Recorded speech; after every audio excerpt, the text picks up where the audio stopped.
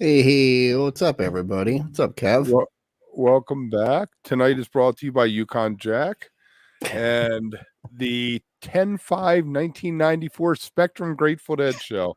So, what's the overall thoughts there, T? I don't know. I was a little, like I said at first, you never know what you're going to get into with 90s shows, really. Late And 90s, late yeah, era well, Grateful Dead 90s. early mid 90s, but late era Grateful Dead 90s. Pleasantly surprised, very much so, right off the bat. We'll talk about it a lot, but a lot of good stuff in it. Like, just it sounded good. The quality of everything about it, the show, listening to it, everything sounded great. So I was impressed. I was very on the high end. So, and 94 again, like hit or miss on those. I think I saw actually 6 shows that year, 3 in Vegas and 3 at McNichols. So it was a big year for me as far as seeing them. Like one of the bigger years. I think I saw a bunch of shows. But from what I remember, ups and downs all the way around. I think the McNichol shows were better than the Vegas shows that year, but Vegas was still, I can't remember. I think that was the Traffic year that Traffic opened for them.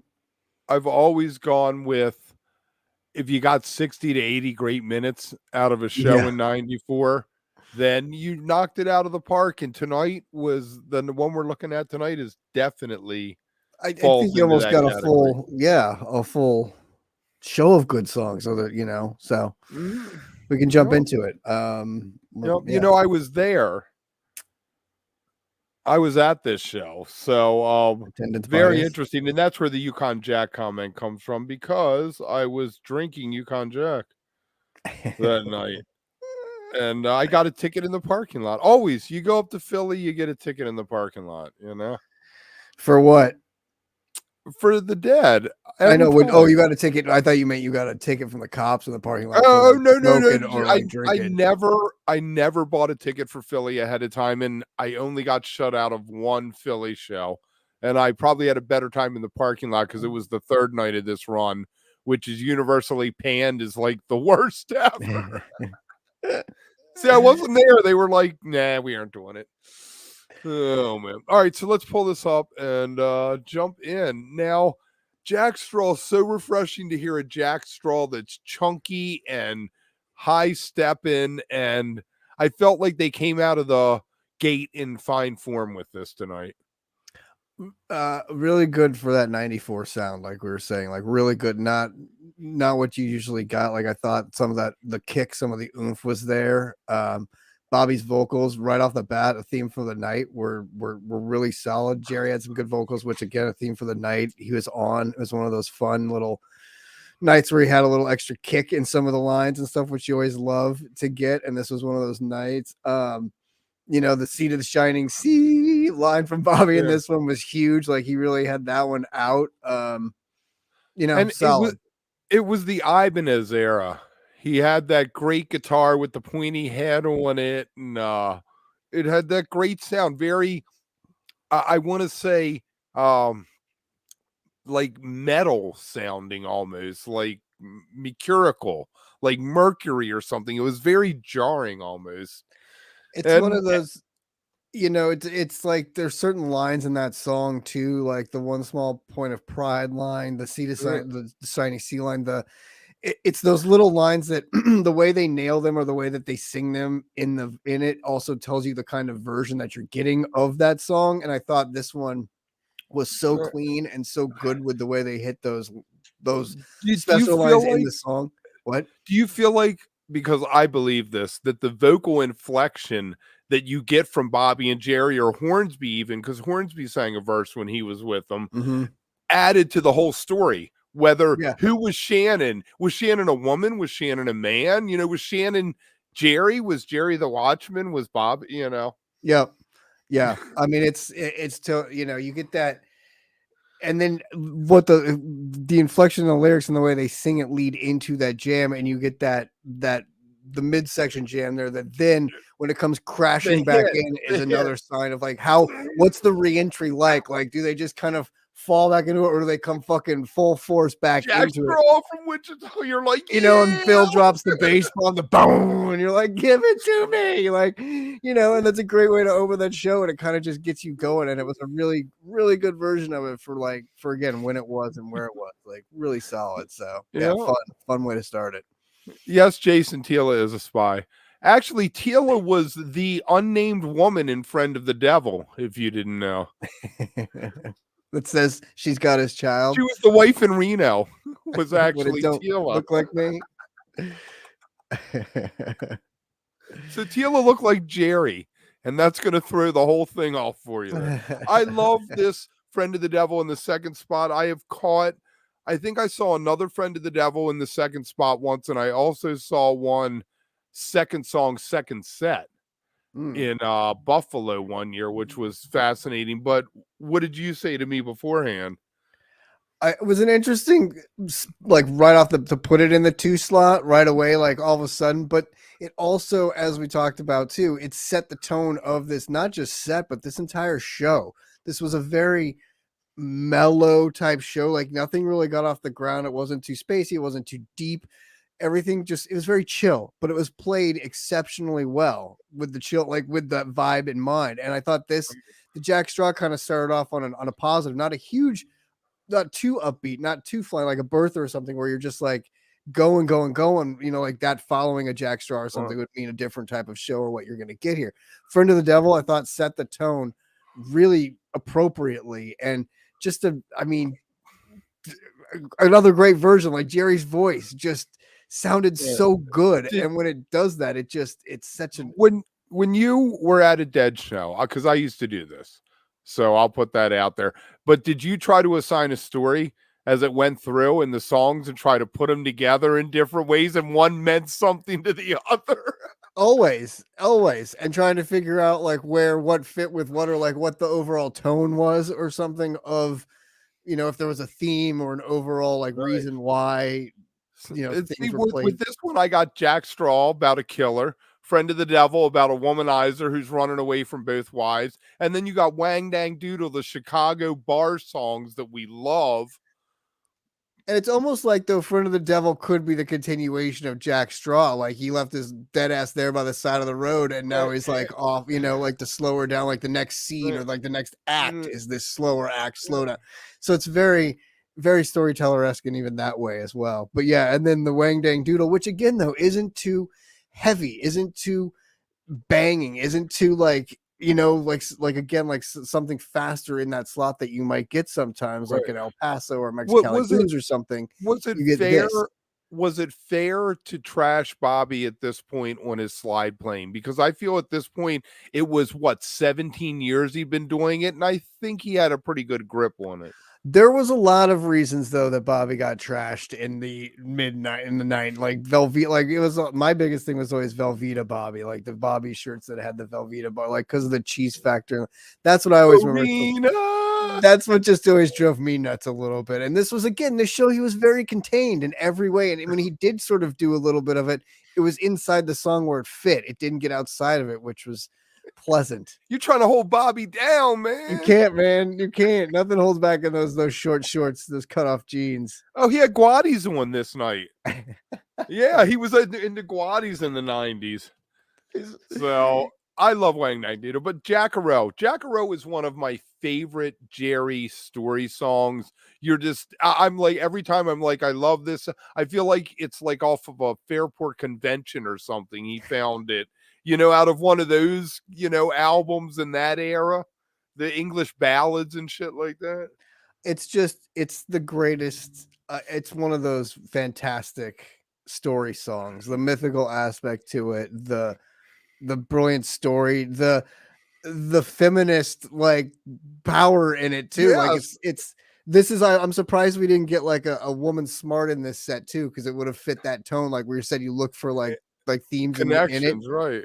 A connection. Like Jackaro, that song always like it's just such a great story. Like she's a badass and she goes off to war for her man. Like, and Jerry again finds his dead ass and then drags him to the doctor. You're not dying on me, motherfucker. Not till we get married. We're getting married. That's right. Well, you know what it was? She probably let him. They did a little bit of the in out before he left, and she's like, "You owe me one, motherfucker. You better." Well, she had all those other rich suitors that she could have gone with, but she really loved, so she chose, this Shakespearean. guy. Very like it's just so good. It's so good. Uh, Love it. So and and Queen Jane could be Shakespearean too, right? very and appropriately following this song again, theme wise, right? Like two very interesting. And again, what I was just gonna say to finish the note on Jackaroo, Jerry nails it, like right, like nails it. And at Great this version. point, at this point, you always had a kind of a flub line or some flub notes, Exactly. And I thought it was a really solid version, like really solid. And that led into what I told you in the green room beforehand when we were talking about this. I know you had mentioned you're not a Queen Jane fan. It's one of my more favorite Bobby tunes, especially Bobby cover wise. And I just appreciate the way he sings it and the way they play it all the time, because again, he doesn't get too outside of the zone. He can't get too Velveeta and he can't get too crazy. And when he stays in the rails, I just like it. And I love I would take the any pace. other Dylan tune. I know would you put would. that song, even Dylan doing it, I would put it in his bottom 50 songs. I know you don't. I know you hate. I know.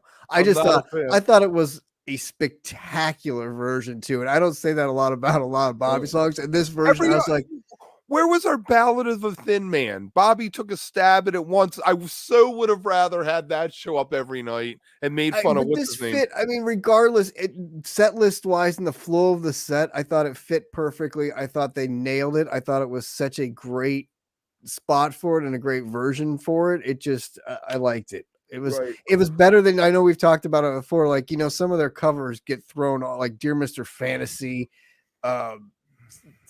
some, the ones we don't really like that we talked about before, like I think the Beatles one that is like what that we get now. Hey Jude, that we get a lot now. Yeah, not a real fan of the way they play some of those, but Queen Jane is one that I really appreciate and I've always really liked. So you can go with it. Now let me tell you, the Grateful Dead were probably the first band that I liked new music from. Like when I got into REM, they put out Green, and I was like, "This is the greatest thing ever." And the next album, I was like, "This sucks," because it isn't what I heard the last time. But I always loved the Grateful Dead. When they put out a new song, you were looking for that tape. You didn't care what else was on it. You wanted to hear the new song. And I feel like every one of them, Hunter and Garcia, they were so in his zone still. From the 60s through to the mid 90s, they were just in a zone, and every time they rarely fouled one off, and they never struck out. Rarely was there I agree. Yeah. And this again, Garcia in fine form. I really think he was off drugs this night because he stayed out for drums. So he didn't have the, temptation of going backstage. He didn't have a red shirt on, which was always my cue. If he had a red shirt on, he wasn't doing drugs because you couldn't see the burn spots. And down the front of the shirt. It's so true. It's those things you look for as far as like why is this happening tonight, right? Like what separates tonight from other nights in that it sounds so good. And again, fits perfectly where they played it. The vibe is like fantastic for coming to the close of this set. It's the perfect spot for it to go. Jerry absolutely crushes it. It almost sounded like a Jerry Garcia band song in the way it's played, in the way that they played it. All you need is the singers. All you need is the background singers. Exactly, because of the way it had a little bit of that other side tone to it that he plays with them, and not how it's a lot of the Dead song. It just had that upbeat skips to it that he has with the Jerry band. So it was a fantastic version. So yeah, big fan of this whole set. I was just really impressed with. On paper, you look at this and you go, like 90s show. Nothing. And then you listen to it and you're so like, every song is really everything is really well played, and it's really fun, a treat to listen to. And then next we get my highlight of the set, Eternity. I feel like it took a Birdsong place here. It got pretty far out there. They were really working it. Garcia, I think, was loving playing it because it was something new for him. I think Garcia loved the new, so he was all about something it. Different, people want to play an Eternity. A new challenge. And Weir had the Alvarez. He had the acoustic guitar out for it, and they still got out there with Weir having the acoustic guitar. So kudos to the Eternity tonight. longest song of the first set, 9.5 minutes, Yeah. about ish. Run of the Devil was 8.5, but a slower song. So this is a little Yeah. bit, you know, Great lyric. He wrote that with what's his name? Red Rooster guy, Willie Dixon. yeah, Wrote yeah. the lyric and they did it on the Trios album that Wasserman put out, is where it originally appeared. The line that always kills me though, I think it's like, "Can we make love through eternity?" or whatever. But then they background sing it as well, and it just always cracks. Yeah. It's just one of those lines that's just so Make cringy all the time. love through To eternity. eternity. I'm like, oh my god, no, stop. And you know what Weir said when Willie Dixon first came up with the lyric, Weir was like, I don't know, man. I Yeah, don't know about that. And then he said once he sang and he was like, wow, that really works. you could I'm say with a it. Yeah, master. Why didn't I believe him in the first place? that's one of those tough ones, man. Like, I don't know. It's definitely, it takes a little bit. I think the first time I heard it, I was a little bit like, yeah, I don't know. Not a huge fan. It's grown on me though. Like, I definitely, It's exactly. 30 years later, you're like, yeah, I'd take it any day of the week. right? It's like New Bad Fish. You're like, 10 years later, it's fantastic. I love that song now. It's great. And then we get the Jerry classic closer. Again, I always think of this as a Jerry band tune because that 80 version Right, from right. Keenan College or wherever it is that they just totally rip it. Destroy. Yeah. But fantastic. I mean, I love a deal to close the set. The lyric to me is because it's very transparent. It tells you exactly what the story is. It doesn't give you a story, it gives you the parable without giving you a story. You're just like, I'm a gambler. This is my last chance, Well, I'll make a couple comparisons with it here. And actually, this is the longest song of the first set at 13 minutes. So, Okay. and because it's got that jam in it, like this one leaves you with that jam, but it's got that. The thing about you were saying with the lyrics is yes, but it's also got that funness to the lyrics where you just sing along with it. It's kind of like You don't ACDC have to bag, think. right? Right. You don't You don't think, have you to just kind of, think. once you're on the roll, you just kind of, you're just singing along and going. So that's what makes it fun. And then it's got a little bit of like that antelope to it, where a couple weeks ago I called antelope like the Mariano Rivera of closers. It never lets you down in that slot. That's kind of how Deal is. It's not as like rambunctious as an antelope, but it's a perfect set closer because it takes you out there and then brings you back perfectly and leaves you on this high note to close the set. And you're kind of like, all right, wow, that was great. And bookending this set like they did with a Jack Straw and a Deal with all the mellowness in between, fucking perfect. Like it was just a fantastic placement and a great way to close this set. And again, rip it. I mean, and this was one of the songs that I thought Vince really shined in. Like there was some great piano work going on in that jam, in that first section of that jam. I mean, just fantastic. So many great characters in this set. Yeah. Oh, Have yeah. you ever seen the poster with the 100 Grateful Dead songs or Yeah. whatever? Yeah. And it Yeah. has I love it because there are so many characters in their song, and each one of them, it's Shakespearean. It really is, because we mentioned that earlier. My best So, friend, his roommate, our freshman year at Colorado State, had that like hanging on the wall in their dorm. And like all year, we'd like, I think we got up to 97, 98. I think we couldn't get like 2 or something at the end of the year. Was where we were stuck. right. But And I'll there was never no forget that internet. poster. Like I always, and I haven't seen it in years. And it's funny you bring it up because I just saw something like when I was looking on eBay or Google or something. I saw it and I was like, oh my God, I haven't seen that. I remember that. So funny. It's a great That's poster. fantastic. All right. So if you haven't, hit the like button, please. It really helps. And if you haven't, subscribe. Really helps. We want to get out there. We're of the people. We're here for you. Make sure tomorrow night you tune in 9 o'clock. We got Wook Plus Live. We're probably going to talk a lot about the Talking Heads because I'm a little hot under the collar about that whole thing. And Mad Sundays 10 respect. a.m. I think mad respect. Money can't buy hate. Like you can't buy off hate Money with can money. buy it though. No, you can't. That's a lot of other bands and shit give into that, and they're like, no, fuck that. The hate is Right. real. One other thing, if you want to become a member, it's $2.99 a month. And you can do that on your browser. If you can't figure it out, hit one of us up on socials and we'll walk you through And it. what do you get if you're a member, Kev? I don't know. What do you get? I hear You there's get a all lot of kinds of Taper's like Choice stuff coming. little secret hangs at intermissions with us. You get exclusive content that we've only shown to the members of some Taper's Choice stuff and a few other things. So pays to be a member. Oh, yeah, so we got lots of stuff in the works too. So, That's all right. right. Now, this second set, let me tell you, Let me Midnight tell you. Hour was a rarity. I don't know the stat on it, but I know it had been a while since a Midnight Hour had appeared. And the first solo Jerry did, he was tentative. He let it go back into the verse soon. But the second solo, he really ripped it and leaned into it. And it makes me think, why didn't that show up more as a second set opener going Yeah. forward when they nailed it so much this night? Yeah. Yeah. I was wondering when the last time it was played, and it was definitely one of those rare bust outs that you're like, oh.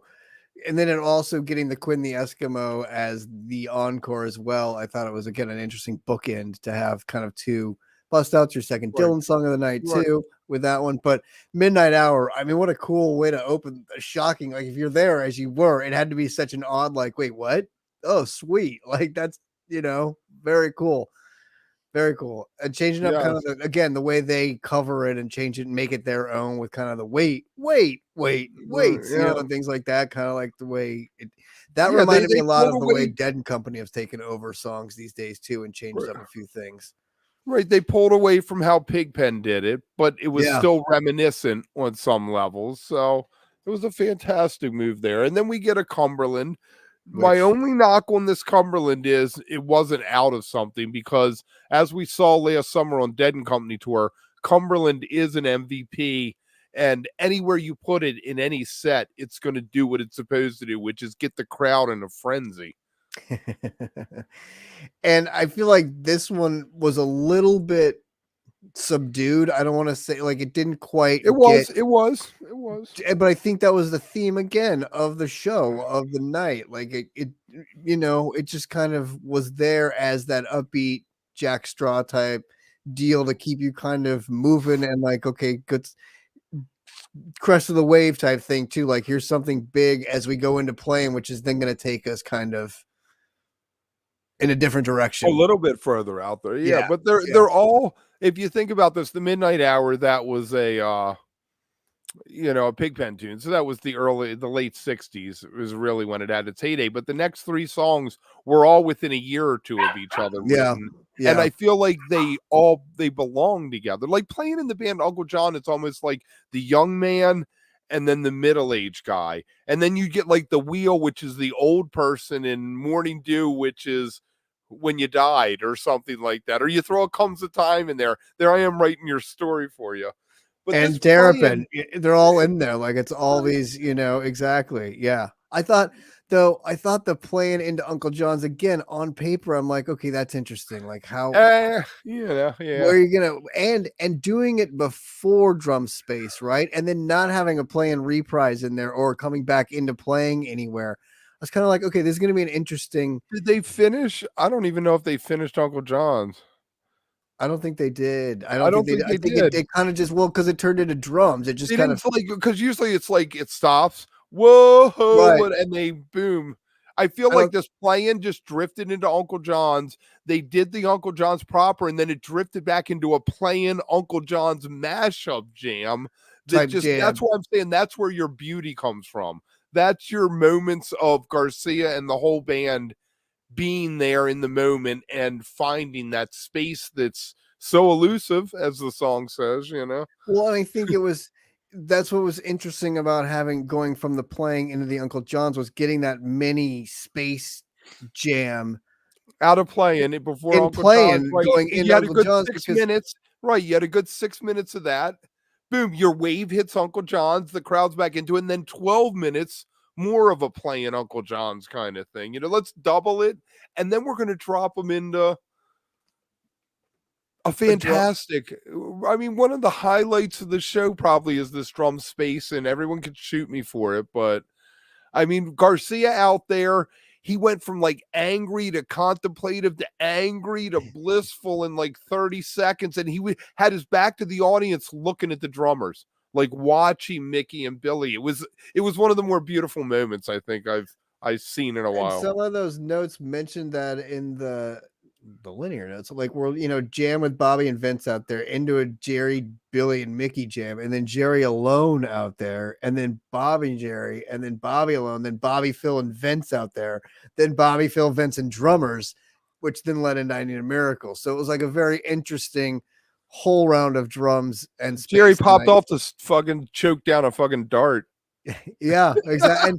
But I think it was set up through that first Playin going into Uncle John's, because of that, not going into a space there, not coming back out into a Playin, but like sort of melting into that Uncle John's, and then letting that sort of be that spacey aspect of the song, and then going back into that to feel kind of, it's kind of like when Fish will do like a tweezer and something inside the tweezer and then go back outside of it into like something like weird. This was a very interesting. Uncle John's was almost sandwiched in between like a Playin and like a jam, like a jam, basically. A Playin jam. Yeah.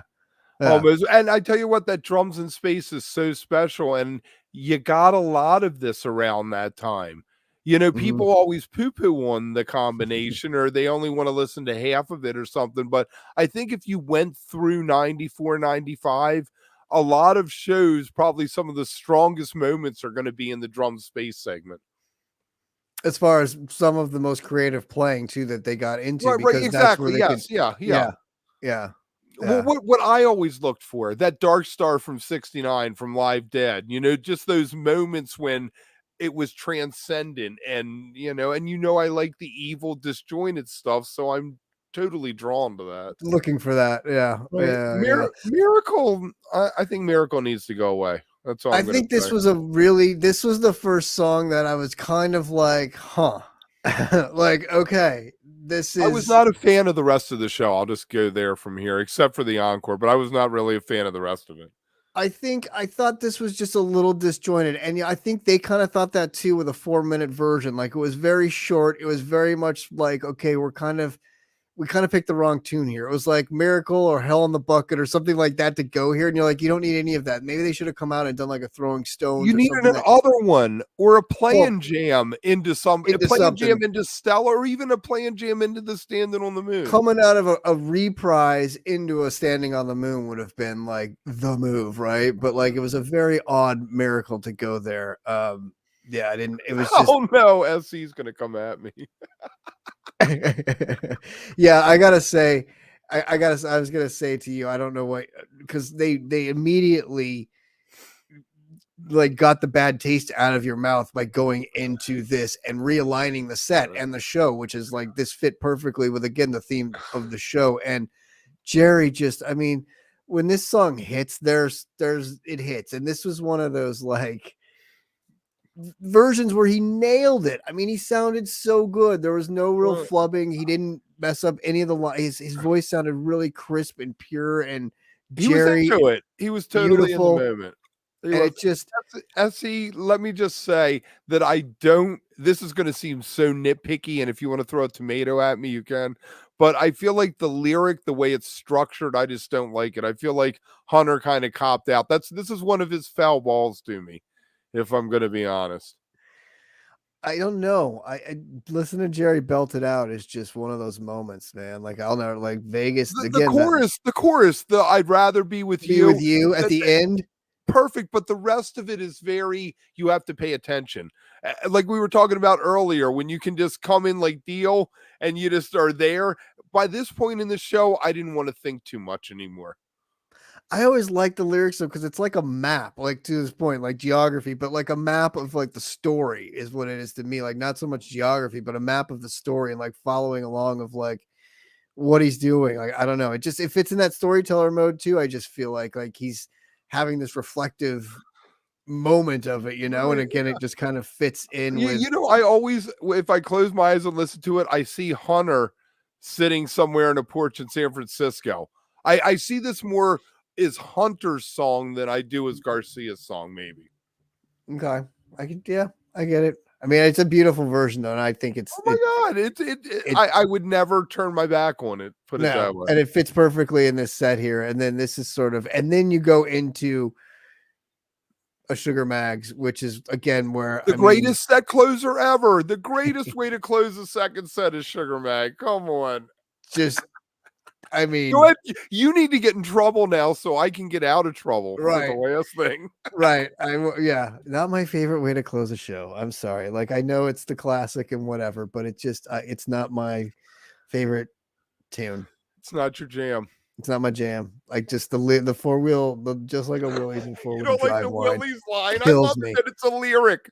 That it's a Fucking lyric that you have an issue. kills me. It kills me. And a lot of other things that song just I think it's also one of those things that when you hear it 1,000 times, it's the one that just now wears on you, and I'm just like, I can't. So anyway, powerful way to close the show, fun way to close the show. It fit perfectly there. Again, everything fit well. I thought whoever curated the set list, this would have been like a Matt Bush home run because this set list was just brilliantly put together. Like just awesome. I would have two SC, either China Doll or Comes a Time would be the two that I would always want to hear. Fair enough. I know, love China Doll because it's a suicide song. It's so fucking dark. I mean, this thing is. Well, if you're way out there in space and they come out of it with a China Doll all slow, you're like, whoa, what is my life? I hate that shit, man. I'm already losing my mind from space. I hated a China Doll out of that. It drove me nuts. I'm like, no, you come out of that with like another one or something and get me going. Like no. Oh man, no. It comes a time you can totally skewer me on this. It is, and I agree, and people are gonna love it. It's just one of those ones to me that it's just I can't. Whatever. It fit perfectly though. I like where it was in the set. I would have gotten down to it. It's a fun way to close the show. It's a great where it is there, but it's just not my favorite song.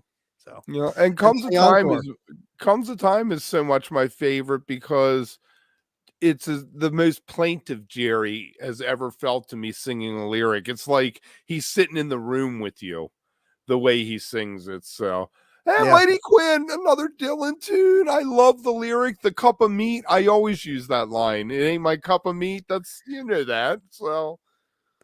I love it. It's great. It's fun too that this is one of those covers that Fish does as well that you get every now and then. So it's always fun to like not compare them, but to have two of your favorite bands. Two of your favorites doing the same song. Right, and then also the Dylan version.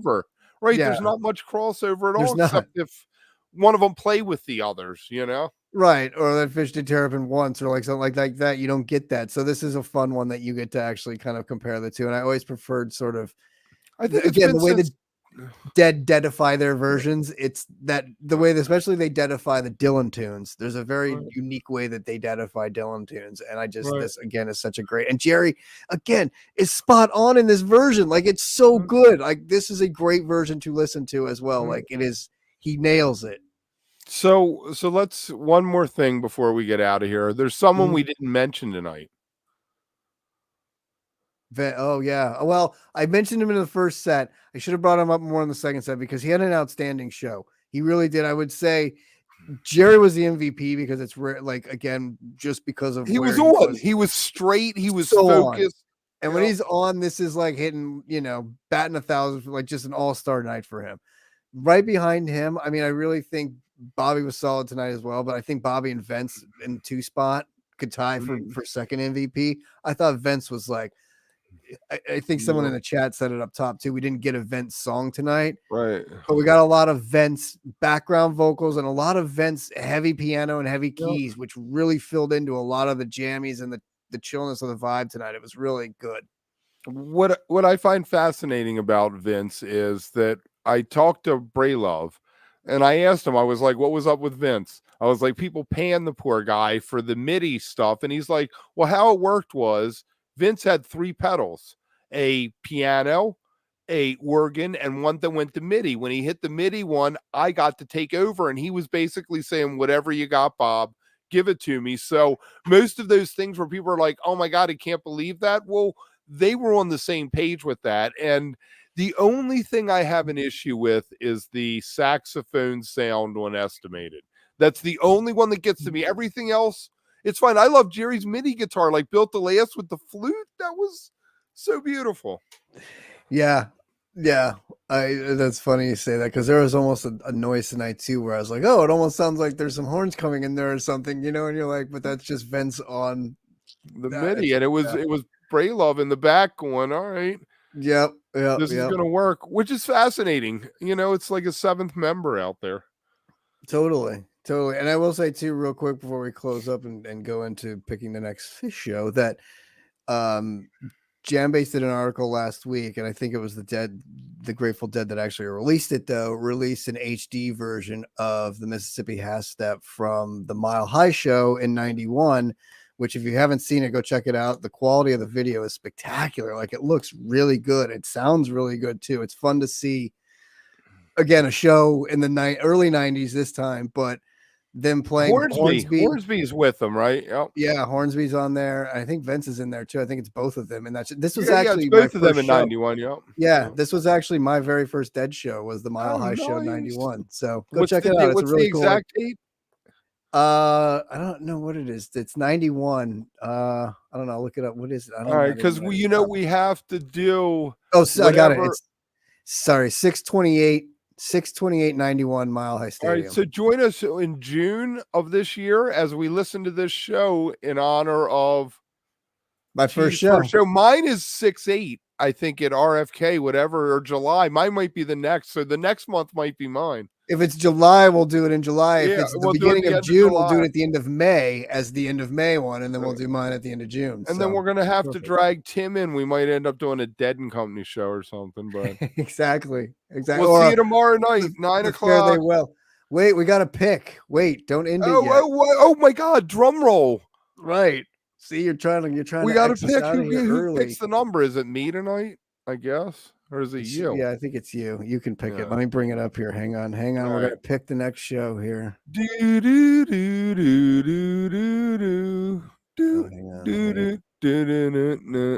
the present button. It is the present button, but I gotta move that over there. This one time, I was drinking all this Yukon Jack, and I got a ticket into a show, and they did midnight hour to open the second set. Okay. Here we go. All right, so I'm going to go with 4 because pick an odd number screwed me with the Ravens. 4. All right, here we go. Ready? Yep. 193. Oh. That was a one-setter. That would be quick. 2. No. Oh, way back. Way back machine. 3. Okay, 2017. All right, here we go. This will be our show. Number 4. Oh, a gorge. Oh, a gorge show. Okay, fair enough. It's a gorge show. Yeah, it's a gorge show. Okay. We've been on way a roll with 1.0 shows. Let me tell you, we probably deserve. We do. I think it'll be good for everyone to get a little bit out of the 1.0 era. But it's been spectacular. Don't get me wrong. I think it's our favorite. All right, make sure you take a screenshot of this because you know what Tim's first question is going to be. I'll tell him he can watch the episode. All right, sweet. Tune in next week. Thank you, everyone. That show, and then next month at the end of the month we'll do another Dead show. So yeah, right on. If anybody has any suggestions for the Dead show, put them in the comments of this video. Definitely, we're always open for them. Right on. Thanks. See you next week. See you tomorrow night, actually.